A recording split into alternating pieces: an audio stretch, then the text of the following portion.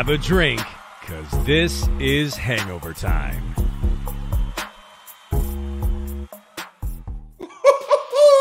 Heat win! Heat win the second half! 45-41 in your fucking face, Boston Celtics. In your face, you fucking leprechaun. Up your ass with Lucky Charms, you sons of bitches. 45-41 in the second half. All the momentum going into game 4. Listen, a lot of people will take this as a quote-unquote loss or a quote-unquote L. Not me. Not me. We won the second half, 45-41, after only scoring 12 in the first quarter. Do you know like how big that is to come back from that kind of deficit and win the second half, right? So super huge, super important. It doesn't go in the box score anywhere, right?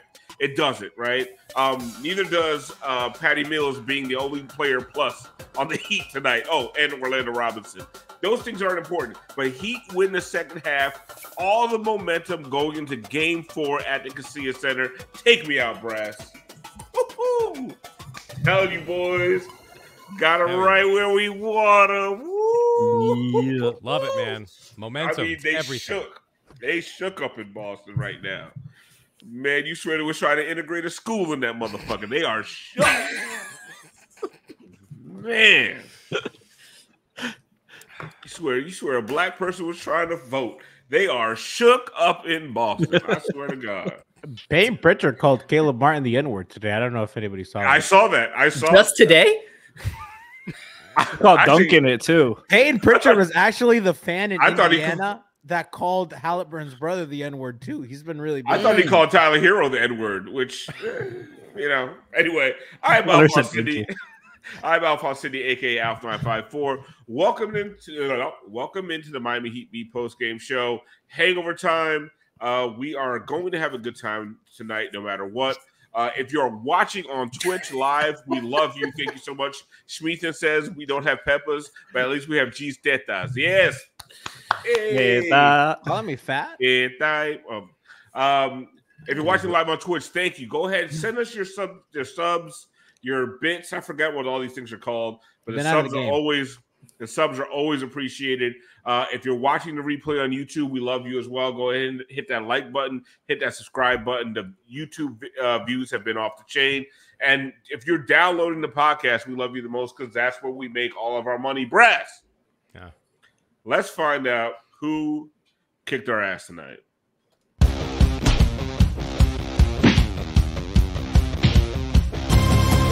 They kicked our ass. I missed that. Can we play it again? What? Play it again? I missed that. I missed that. Even Melody doesn't want to see it again. I'm only going to play it again because it's the last time this series we're going to have to play this.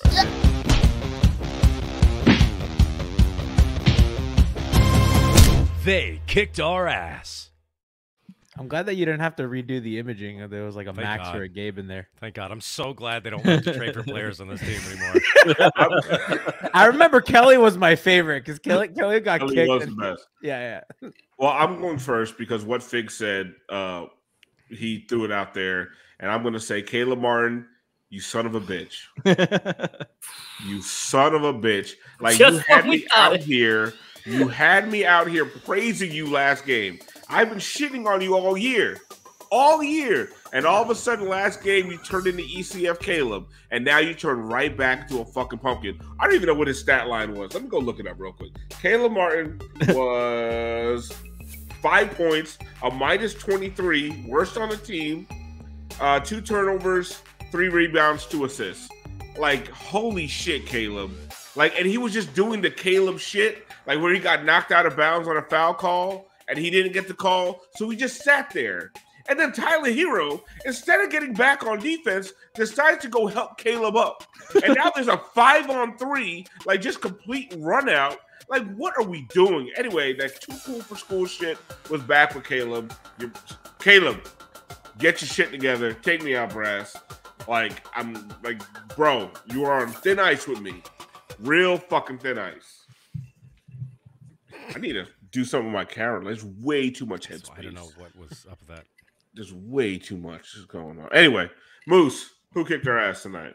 There's so many to choose from. I'm sorry, I have to do it. I got to go with 2, okay? Number 1, Chris Greer. Number 2, the Pittsburgh Steelers, okay? The draft this weekend was a total pain in the ass, okay? I spent 2 to 3 months researching these players and building a big board for guys that are going to help us this year, today, tomorrow. And what does Chris Greer do? He reaches for these projects that are not going to play next year. And if they do play, they're only going to make us worse. They're not ready for the moment. First of all, I understand the Pittsburgh Steelers, they fucked us in every round, okay? Especially on the offensive line. They were right before us on every goddamn pick and took exactly who I wanted in every round. But besides that, Chris Greer decides to follow it up by taking a bunch of people that nobody's even questioning to go to the Miami Dolphins. He doesn't look at one single offensive Please guard. take him out. He's going to get 2 concussed again. I can't with this shit, okay? Drafting was built for one reason. Who is Chris Greer? Mute him. All of the young people that are wanting to come out and play in this game. Just keep going.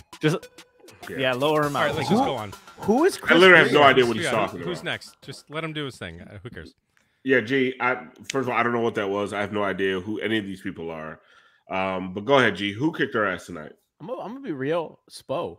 I thought that just after just a masterful game 2, he just comes out with all the shit that didn't work in the previous games, like the zone, like going to Thomas Bryant and Patty Mills. Like, what kind of desperation shit was that? Like, you didn't go to Nico at the 5, which worked for you the game before. I feel like all the stuff that they were running that was so successful for them, they were just not moving off ball as sharply. And I mean, you got to give him credit, and you also got to, he has to take some of the blame when they look like this. So, not a banner night for the best coach in the NBA. And how about you fucking challenge something? Yeah, I don't fucking listen, man. At some fucking point, what is the deal? Like, is it pride? They carry into next year, though. No, they don't. No, I did the research. They don't. Are you sure? And Jason Tatum, because he may just challenge every call one game, and it jokes on. Can you save him for the finals? Bro, I don't understand. Like, Jason Tatum has a 3-point. He gets fouled on a 3-pointer. Like, you had a little bit of momentum at the time, actually. Like, you had scored a couple buckets in a row. Jason Tatum gets fouled on a 3-pointer. It's obviously not a foul. He obviously jumped into the defender. Like, are the guys on the sideline not giving him the heads up? Like, what is happening? Like, listen, it's literally fucking malpractice at this point. I'm sorry. It is fucking malpractice. I love Spo, best coach in the league. Masterclass game 2 was an Assterclass tonight. Like, you can. Nice job. That's what they did there. You dropped the M. Episode name. Cleaner. Thanks. Yeah. Assterclass. Like, you can challenge fucking calls.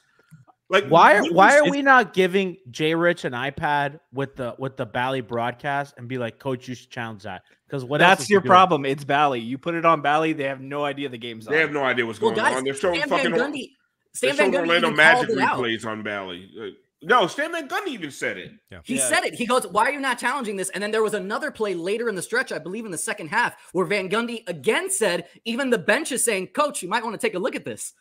You need your timeouts when you're down 30 in the fucking fourth quarter. It's a pride thing. I think it's got to be a pride thing. But he'll call a timeout in a meaningless part of the game because somebody didn't box out properly. Yep.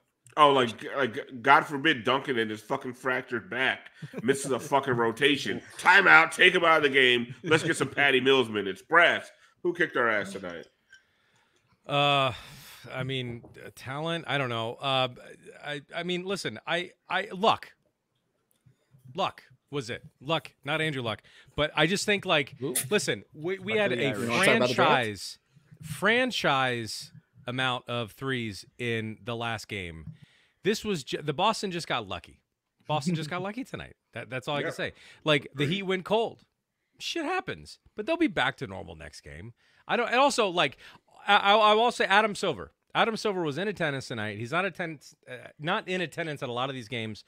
And I would say, like, after the embarrassment that they had with the Jason Tatum sneaker last game with the deuce on it and losing that game, Adam Silver in attendance he had to at least give Boston 2 games in the series. That was a minimum, and they met that tonight. So we're going to see a different team going forward. I'm certain of it.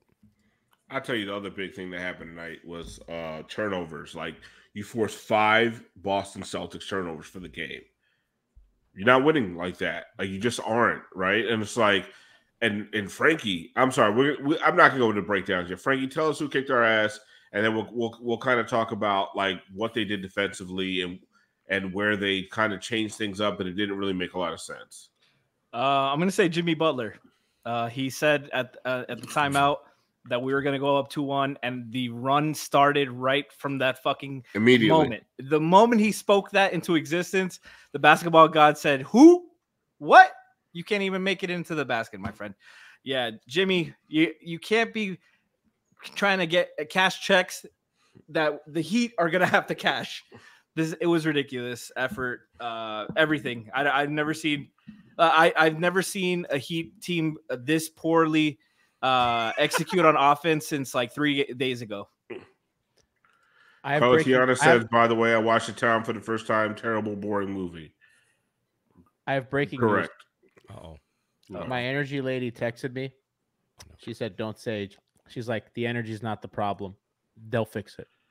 Whoa. Okay. Major breaking news. Brass, put it on the ticker. Energy lady predicts Heat. Energy lady weighed in. I texted her in the third quarter and I said, "This is not going great. I need you to lock in and let me know what the steps we need to take are because I need to mobilize quickly."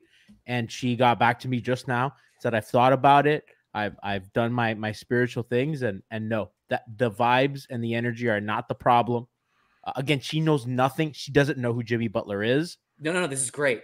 And she just said, "Yeah, so I'm not going. So don't ask me." I consulted because that's what you guys have been peppering me with, and I went to the higher power, and she said no, and I'm gonna listen. Yeah, don't fight her. Don't fight her. She's never been wrong.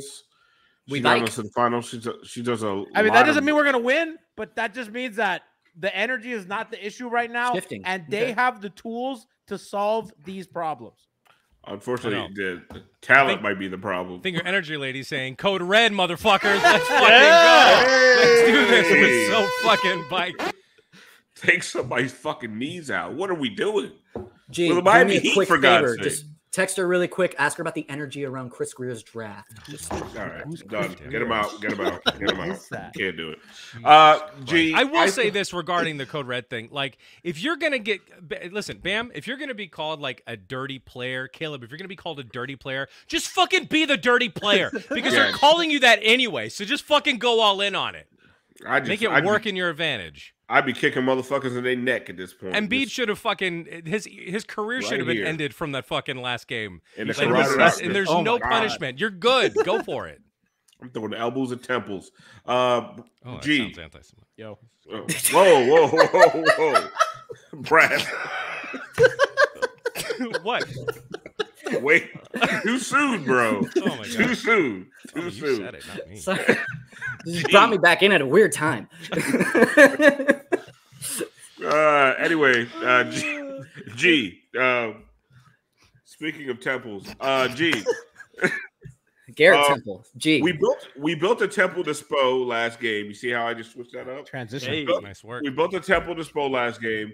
I really felt like, listen, I don't think they were going to win tonight, no matter what Spo did. But I didn't think it needed to be this bad. Did you bet on the game tonight and didn't think they were going to win? Gee, we got a little bit of a problem over at Heat. What's on between you? I'm done. What, listen, you guys okay? I blame the intern. Okay, the intern's the one that gave me the free intro. He's fucking control. But listen, okay, so like I don't think they would have won, but I think the Kevin Love minutes, the zone, just a lot of like silly things I feel like we did that like we went away from last game and like worked out like way in our favor. And like a Jovic at the 5 minutes, we did a lot of that where Jovic was a backup 5, and then we're like, oh, Kevin Love like is gonna make the difference now. Like, what did you think of some of Spo's like not even adjustments, like readjustments to like game one that didn't make a lot of sense? I think Spo tries to split the baby a lot of times, and he's like, how can I, get enough production while preserving, XYZ. And I think tonight was one of those nights where he got too cute and he's like, okay, this is not a night where we're going to play Bam 40 minutes. They tried to play him. Did he? I mean, like they played Love and then they used zone, which I was like, why are we doing this? Boston absolutely killed them. there was a point in the game where they could have gotten within 9. The game absolutely flipped on them, and then every decision after that was just what the fuck. Thomas Bryant comes in the game, as I said earlier. I'm like, why are we not playing Jovic at the 5 when that was what was working prior? I feel like Miami was doing a lot of off-ball stuff, Alf, and we were talking about like the readjustments. I felt that Boston really tried to funnel Miami's drivers into the lane and not, kind of to the strong side corner like they did the previous game. And it was forcing Miami to kind of finish oversized, like over Porzingis and stuff like that. And I just think Spo never adjusted to that adjustment. So it's like they're just not really doing anything that worked, and then they're just playing right into Boston's hands. It seemed that he was a little bit unprepared for that. And I think that if you're a coach super undermanned coming into a series like this, you need to kind of be mindful of the potential adjustments that Boston might make, and then have a counter for that so that you can go to it, especially when you lose. Now game 4, that's a must win for Miami. Now the pressure's all on the Heat to win game 4. Today, the pressure was on Boston. If Miami loses that game on Monday or Tuesday, whenever the fuck it is, that it's done. They got to win that game to stay in the series, and they missed a golden opportunity and had a fucking 12-point first quarter. Fuck them, bro. Fuck Spo. Fuck all these people. No, what's going to happen is in the fucking locker room, Rozier's going to look up. He's going to see the score. And he can't look up. His neck's fucked up. No, but that's what I'm saying. Thanks for ruining my fucking joke. I saw like he's going to turn his fucking neck. And he's going to be like, you know what? You're good. He's going to go in and they're going to fuck some things in the next game. Whoa. No, the funny that thing would have is been like, a great joke, Brass. It was going to be so funny. But Frankie, did they ruin a golden opportunity, or is this like it was never going to be fucking easy? It was like there was always going to be like it was almost always going to have to be like Spo's going to need 3 days to make adjustments to beat this team every single time. Can Rozier hoop in a neck brace? Brass, Brass, you need to do a Photoshop after the show. As soon as the show is over. Bro, there's nothing funnier than someone in a neck brace because they're walking so ginger and so gentle and they look so miserable. It's the funniest. Anyway, Frankie. Someone's going to fuck up your neck this week and you're going to be a neck brace. I fucking can't wait. Anyway, Frankie, like it wasn't ever going to be easy. Like it was always going to take multiple days of adjustment by Spo. I don't even know if there's in-game adjustments you can make when you have there's this much of a dearth of talent between you and the opponent. Yeah. But I do think there's things he could have done to mitigate the fucking ass whooping. And I don't think he did those things. But it was always going to have to be like Spo's going to need some time between games to cook up some bullshit until at least Rozier gets back. For sure. It was never going to be easy. I mean, a lot of us didn't expect them to win one game.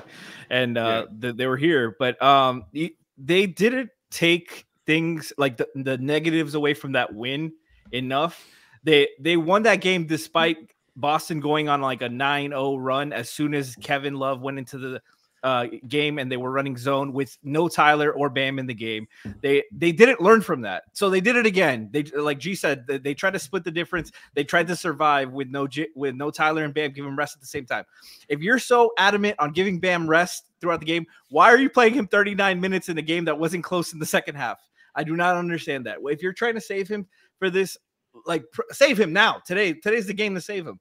You weren't winning this game. And you have to anticipate Boston was going to do a better job closing out, making the easy swing passes that were available all game. Last game, they took that out. They forced Miami to dribble the ball, they made them uncomfortable, told them to attack. And the difference between Boston and Miami's attacks to the basket, Boston attacks trying to get to the rim, and Miami attacks the rim trying to kick it out for three. And it was even when it opened up, when there was lanes for attack, the only one that was consistently attacking the basket trying to finish was Highsmith. And that when Highsmith is the only guy, you can only do so much, man. But Spo, he left a lot of stuff on the table, and when you're at a disadvantage talent wise, like this could be the series right here. Just giving that up, not anticipating that stuff, and he's smart. He's not. We know him. We know he's not. He's not going to sit on this loss and like just take it. Like he's gonna make adjustments next game, but he's gonna be kicking himself for not doing it a game earlier. Rachel Does Sports pointed out. Rach Does Sports. I'm sorry, Boston shot 29% from three, and we shot 32%.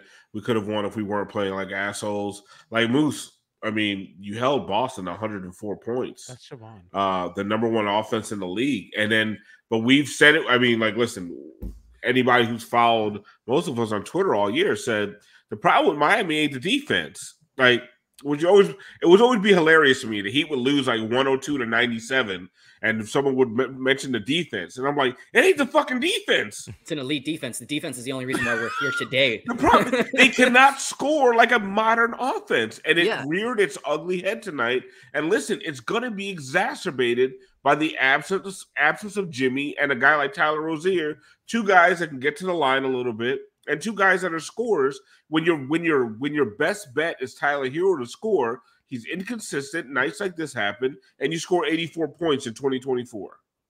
Yeah, and it leads to these almost entire quarters of just awful spacing because guys are just shooting the ball just to get it up there, just to try and see if they can get the rhythm going. And there's no consistent offense. Nothing's being set up. Even honestly, I had a real issue with the way that they came out tonight. You know, I thought maybe they came out flat, but really what the issue was is they were just not being as aggressive as you saw them be in the second half. In the second half, they finally started to play it with a little bit more assertion to their offense. And we won the second half, Moose. And we won the second half. But there was nothing of that, especially coming out to start the game at home. This was a crucial opportunity to, as G said, really put the pressure on Boston. Now the tables have turned. Granted, I fully expect Spo to make the adjustments and for us to come back, but this is a team that struggles with its offense, especially with Butler off the floor. And you're going up against probably one of the better offensive teams in the league easily. That's a recipe for disaster, especially if you're going to go quarters at a time where it's just, nothing cohesive going on. It's just sad when Tyler Rozier. Wait, did I say Tyler Rozier? Mm-hmm. Yeah. You good? I said, listen, guys. You switch your mic too. You can hear what we're drinking, but I'm on that. Can you guys hear me? Well, put your mic down, fix your mic, and then pick the drink back up and continue. You sound like Tyler Rozier. No, see. Oh, my God. Is this mic working now? I don't think anything's working. I'll have a hot apple pie with that, though. What does that mean? Bacon, egg, and cheese sandwich. Pass that to G. Go to someone else. Listen, I'm going to... Sounds as good as our offense. 2044. I don't even remember the point. I was going to say something important, and then I got Here, distracted. I'll say something. Speaking of rearing someone's ugly head, another big reason we lost the game tonight is fucking Luke Cornett came back. Oh. And so all of the players looks like a school all shooter. of the players are just DMPs, like coach's decision. And we're here, and like 4 fucking players would be getting significant minutes in this game, and none of them can play tonight. Mm-hmm.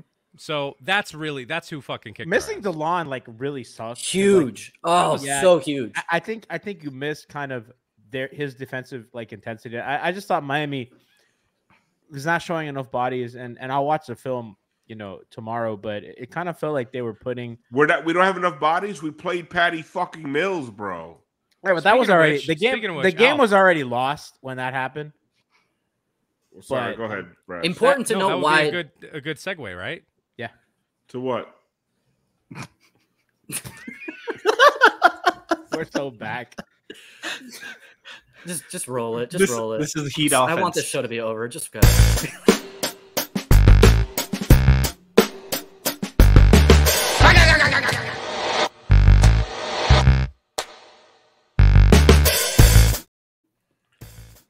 Gaga of the game. Sponsored by Unified Health. Sponsored by Unified Health. Wait, what are you guys talking about? Is it Patty Mills the Gaga of the game? No. I don't really get it either. I'm with you, Al. Really? Go ahead, play it. I thought someone played. It was Nico. Someone gave me. I gotta fucking go back. Go back to what you were saying about DeLon. What? Why have you just play the damn clip? Sponsored by Unified Health. No. We're we gonna gotta go there. We're gonna go there. We need a different segue. Segue us into the Gaga. Yeah, so who didn't kick our ass. Nico was fantastic today. I thought he was one of the bright spots for Miami. G, That's actually a great time to do what we're supposed to do. Do we have something for Nico? We got something? Nico?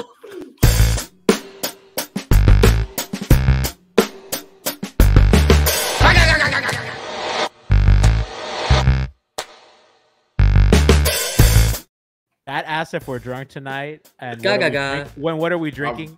It's lean. I'm fucked up. I'm not gonna lie to you. But I guess maybe I'm disappointed that you didn't pull a Patty Mills clip. Maybe that was it, Alf. Because that would have been great for the show. Where did you even get a Patty Mills clip? No, that's true. From 2014. Look for it. You know what's fucking crazy about looking for clips tonight? The Heat posted nothing. Yeah, not a single thing. They didn't have much to highlight. Single fucking clip from the game they tweeted out tonight. All right, but let's go to the one bright spot who was Niko Jovic tonight. Let's go ahead and show Nikola.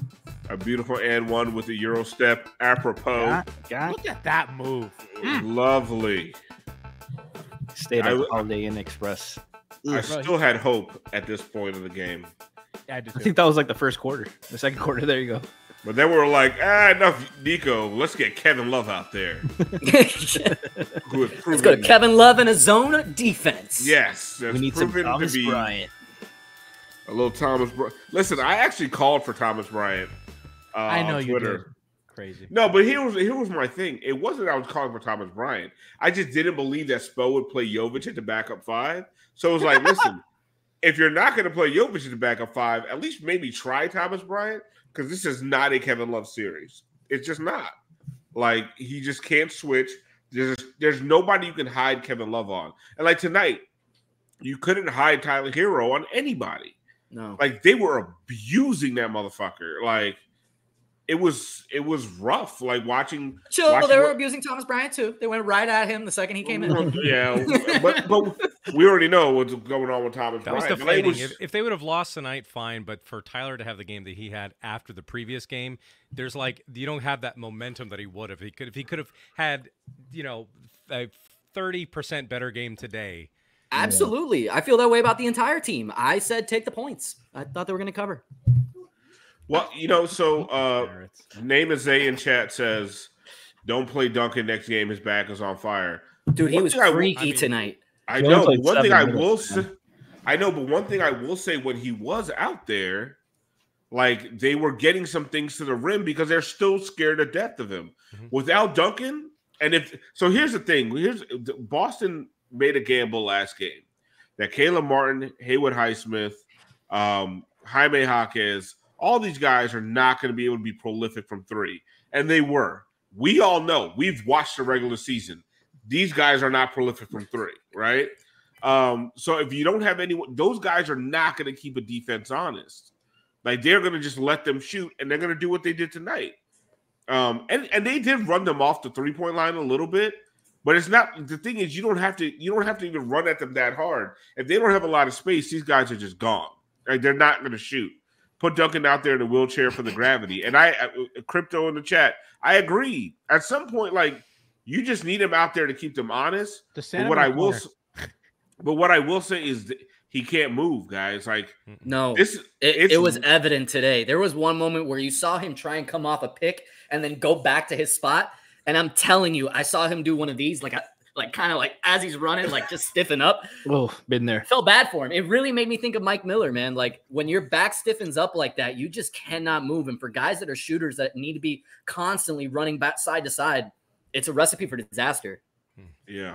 Yeah. I knew it was over when Duncan and Caleb had it wasn't, I don't think it was back to back, but they had like two possessions in the same stretch where they just dribbled it off their own foot. Like they brought the ball up, just dribbled it off out of bounds. But what the fuck is Caleb's excuse?